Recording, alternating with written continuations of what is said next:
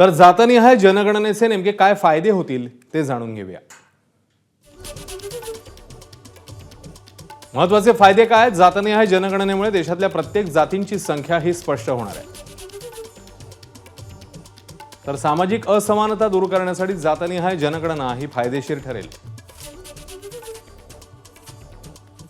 भारतातील विविध जातींचं खरं चित्र यामुळे स्पष्ट होणार आहे।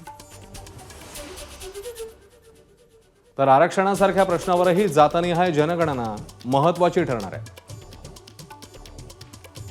अलीकडच्या काळात जातनिहाय विकास कसा झाला हेही समोर येईल। तर जातनिहाय जनगणना समाजातील वंचित जातीकरता फायदेशीर असेल।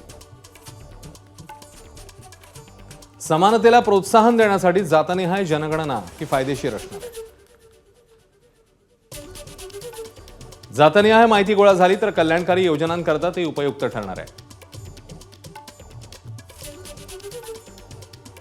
तर जातनिहाय जनगणनेचे नेमके तोटे काय सांगतात तेही बघूया।